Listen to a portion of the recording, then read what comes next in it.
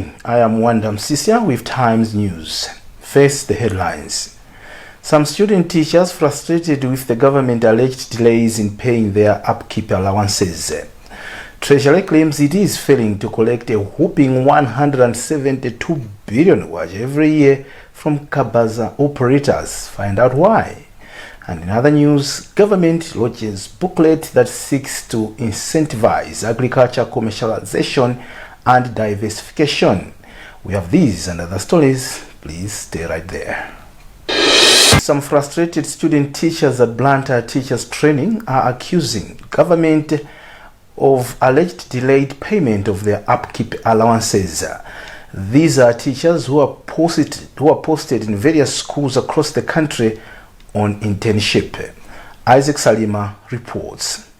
The teachers were in January this year posted in various districts where they are conducting teaching practicals and are supposed to get monthly upkeep allowances of 20,000 waja.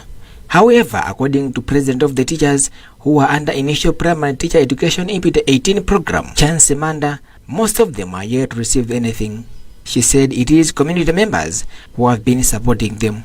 Like other schools, they are being helped by the community. They feel sorry for them. We have tried to report to the principal, but he is not helping us at all.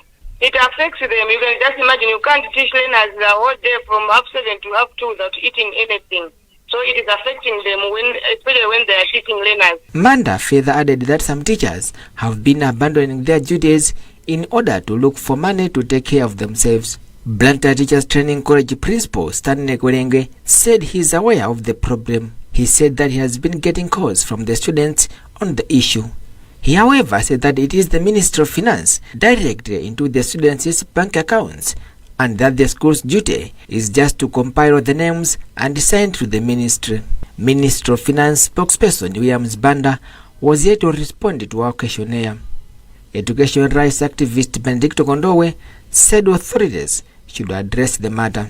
It will definitely affect them because it will take away their focus, especially where upkeep is not provided, because the same upkeep that makes them in a position to access necessities for their day-to-day life. Our expectation is that the government will do the needful to make sure that the upkeep allowance is provided.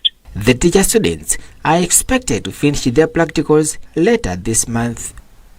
The non-governmental organization Gender Coordination Network says it is impressed with the interest shown by some female members of Malawi Congress Party in contesting in various top leadership positions at the party's elective convention next month. For instance, Water and Sanitation Minister Abidamia is eyeing the party's vice presidency. Pempero Malimba reports. Mia is expected to stand as MCP's second vice president. She follows the footsteps of Chadinka Chitanjankoma, who recently showed interest to stand as MCP Secretary General, while other reports indicate that Speaker of Parliament Catherine Goranhala is expected to stand as the party's first vice president. Mia said her candidature is premised on her commitment to support the party's vision in developing the country. As a woman with a proven track record of leadership and accomplishment, I'm confident in my ability to contribute meaningfully to the party's vision and to serve the people effectively. Commenting on the development, NGO GCN Malawi Board Chairperson Mag Katwera Banda said they are happy to note that MCP has started responding to their cause. It's interesting to showing that MCP leading, because they're the first ones anyway to hold the convention. So I'm also calling upon all political parties to ensure that they are putting in place mechanisms of ensuring that women are feeling safe enough, they are feeling confident enough to participate in intra-party elections, but also in the general elections that are coming. Political and governance analyst George Chaima said addressing bottlenecks associated with the political campaign can help to promote more women in leadership positions. MCP is expected to hold its elective convention from August 8 to 10, 2024. Now, Secretary to Treasury Bechani Cherini claims the government is failing to collect 172 billion kwacha from Kabaza operators who are allegedly threatening politicians with votes. The country has close to 3 million Kabaza operators.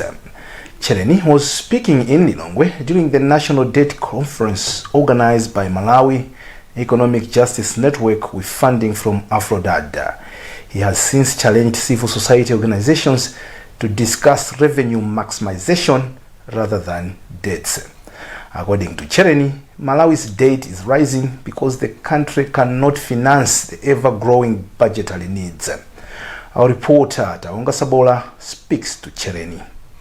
When we devise a design, for example, that is going to help us to collect the taxes, people come in and they politicize every aspect of any new tax. It gets to be politicized. It is this politicizing which we really don't want to like.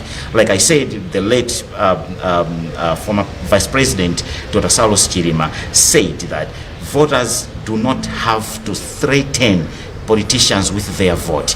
This is that element which is very important. Let's all think about the importance of paying taxes, and when it comes to corruption or resources being abused, there are entities which have been put in place to make sure that resources are not being abused. Let them do their job also. In that way, then, this country can begin to talk about self-sufficiency. Otherwise, it will continue to be rhetoric. There are still ongoing prayers by religious groups seeking God's intervention on the challenges haunting the nation. Publicity Secretary for Religious Leaders Organization Brian Nyirenda says the nation is going through a lot. He was speaking in Lilongwe after holding nationwide prayers for Malawi and its leadership. Esna Tembo has compiled this report, which is being read in our studios by Malenga Chienda. According to Nyirenda, the country has been hit by a number of calamities in recent months, such as drought, accidents, and deaths of important people. He also warned against spreading false and negative information about Malawi.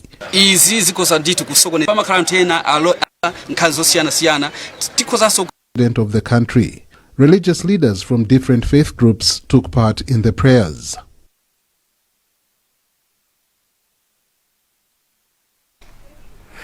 Almost 1,000 farming households from villages under traditional authority Mlumbe in Bzomba have started benefiting from the 3.4 billion kwacha Mlowoka solar-powered irrigation scheme project. The 138-hectare scheme operating under the Mlowoka Water Users Association was established by the Malawi government through the Department of Irrigation in January this year. Luele Nimpasa has a report read by Sambanda Jr. President for Mlowoka Water Users Association, Asante Ndomondo, expressed optimism about the future.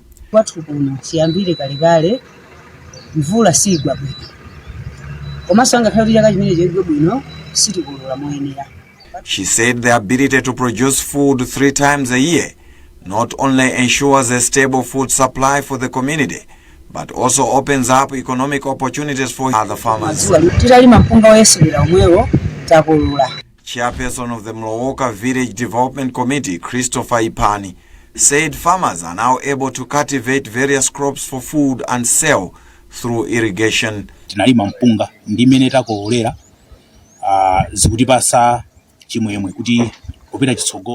He said by prioritizing rural development and investing in resilient agricultural practices, the government is laying the groundwork for a more prosperous and self-sufficient nation. Wezi Chiumia, communication manager for FISID Limited Company, said the project represents a model of sustainable development and community empowerment that addresses the root causes of poverty and food insecurity. The climate has changed quite a lot. The rainfalls are not as they used to be back then. But now, for us to be a food secure nation, there is a need to do massive investments in irrigation. Not just another sort of irrigation, but solar-powered irrigation, because it's sustainable. The farming communities themselves can sort of manage them without having to worry about the bills that come with the grid connection. The project received financial funding from the International Fund for Agricultural Development, IFAD, through the Program for Rural Irrigation Development, PRIDE. In other news, agriculture authorities have launched a booklet that provides incentives and insights for the much-touted agriculture diversification and commercialization in the country. Again, the booklet enlightens people on the tax incentives available in the sector. Wezi Gausi has more. The Malawi 2063 and its first 10-year implementation plan identifies agriculture productivity and commercialization as one of the key pillars for transforming the economy to achieve lower middle income status by 2030. Speaking at the launch in Lero on Wednesday, Minister of Agriculture, Sam Kawale, says this booklet serves as a beacon guiding investors through the fertile grounds of government incentives designed to cultivate success and yield abundant returns across various agro-enterprises. He says through the initiatives, farmers will have a provision of tax relief. So since this is a living document, we'll continue to give all of you an opportunity to know where you can access financing. A lot of Malawians, they go into farming or agribusiness without knowing what they can benefit from government programs. So we thought we need to bring everything together after working together with Minister of Finance, Minister of Trade and Agriculture to find out what have we given people but they don't know.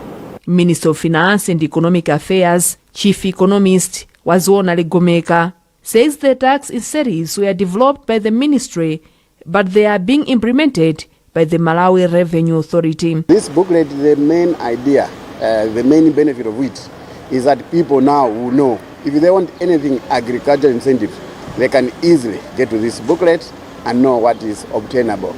Ntendele Cooperatives Chairperson PCJL says the incentives would lessen the financial burden that farmers have. The Minister of Agriculture has since said will translate the booklet into local languages and will need support from all stakeholders to take it to the rural areas. You're watching news at 8 on Malawi's #1 television station, Times. We'll be back after this short break. You have all your MASM information in one place. With the MASM mobile app, all MASM members register on the MASM mobile app. Download the app from Apple Store or Google Play Store. Install and open. Click register to register. Enter your membership number. The default membership number has 9 digits. If you don't succeed, try 11 digits. Choose your name, password, and OTP destination. Remember, when adding your mobile number, 265, not +265. You can also register with your email address easily and keep updated with your MASM account right in the palm of your hand. For more information, email infodesk@masm.mw or visit www.masm.mw.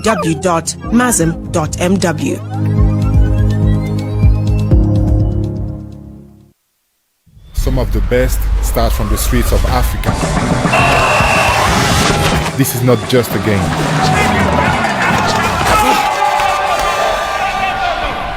It's a feeling within us. It's expressive. It's a passion. Play for the fun, play for the thrill, play responsibly. Proudly African, bet with the best, Premier Bet. We are back with the latest lineup from Betway.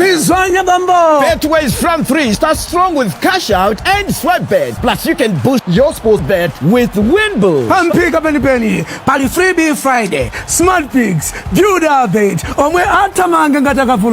also got their back to Odds Boost and Betway Stars. You always get way more with Betway.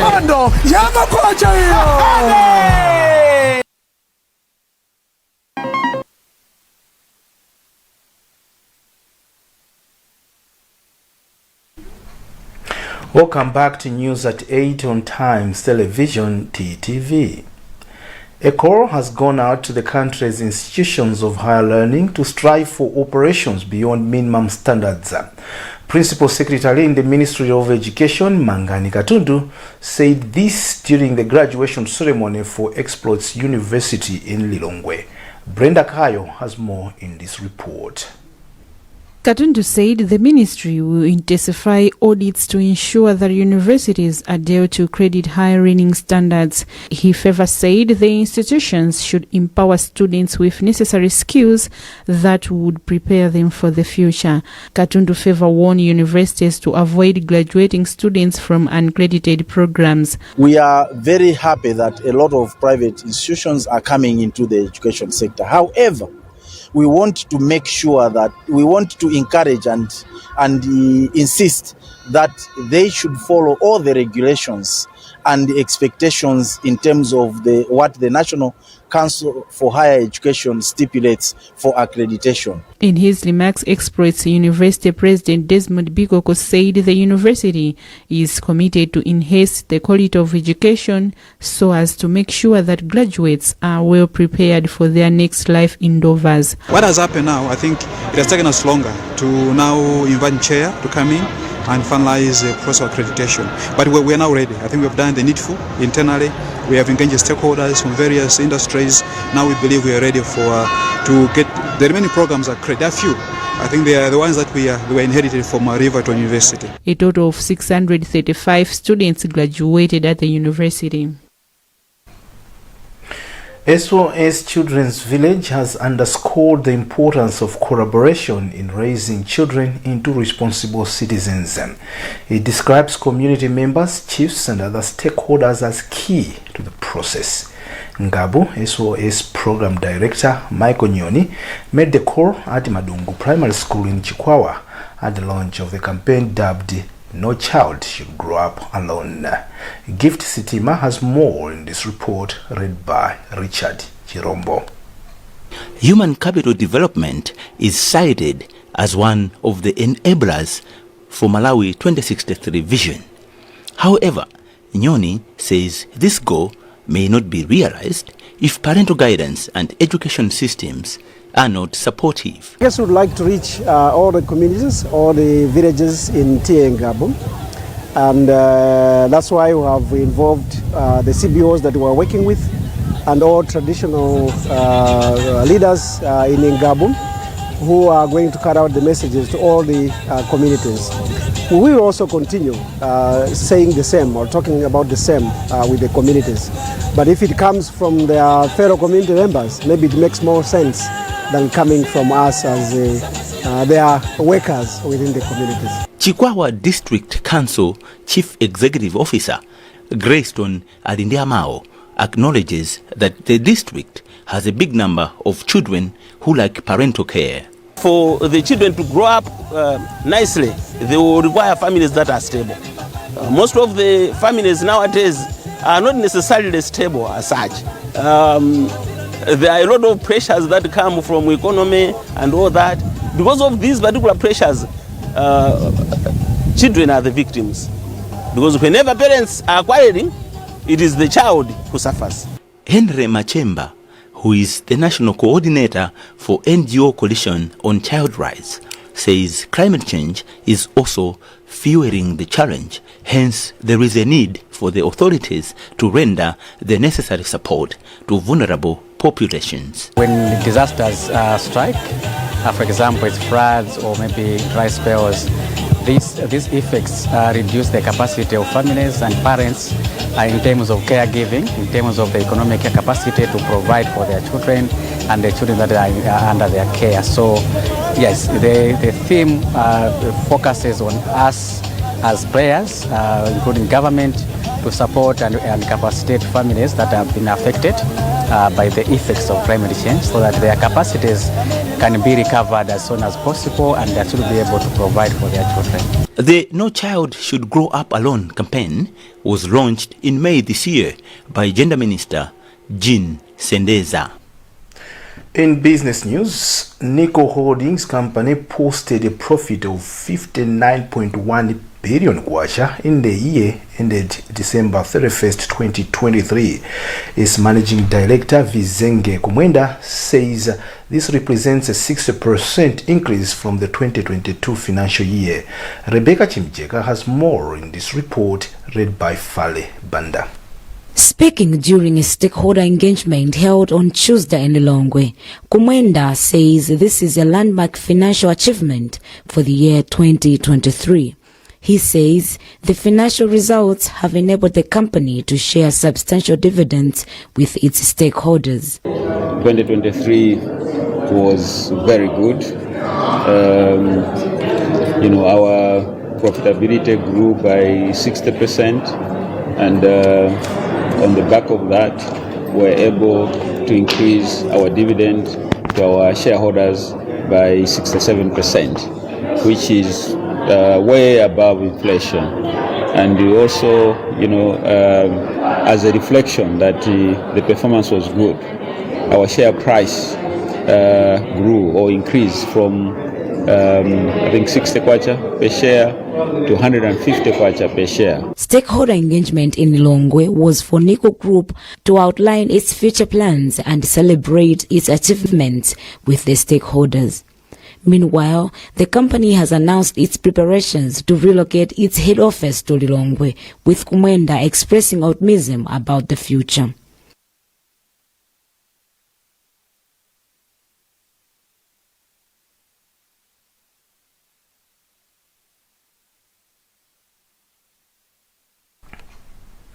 And now, the body of Presidential Advisor on Youth and Arts, iconic musician Lucius Banda, will be laid to rest today at Sosola village in Baraka district.